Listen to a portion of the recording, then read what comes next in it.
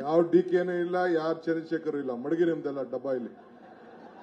ಸುಮ್ಮನೆ ಮರ್ಯಾದೆಗಿರೋದ್ ಕರ್ಬೇಕು. ಕಾಂಗ್ರೆಸ್ ಪಾರ್ಟಿ ನಿಮ್ದು ಏನಿದ್ರು ಸ್ಟ್ರೆಂತ್ ಹೊರಗಡೆ ತೋರಿಸ್ಬೇಕು. ಇಲ್ಲ ಆಯ್ತು, ಕೂತ್ಕೊಳ್ಳಿ ಬಿಡಿ. ಓಕೆ, ಏನು ಮಾಡೋಕ್ಕಾಗಲ್ಲ. ಈಗ ಫಸ್ಟು ವಂದನೆ ಮಾತರಂ ಬಾಬು ಜಗಜೀವನ್ ರಾಮ್ರವರ ಫೋಟೋಗೆ ಇದು, ಅದಾದ ಮೇಲೆ ಮಿಕ್ಕಿದ ಅಧಿಕಾರ ಸ್ವೀಕಾರ ಸಮಾರಂಭ. ಬಂಧುಗಳೇ,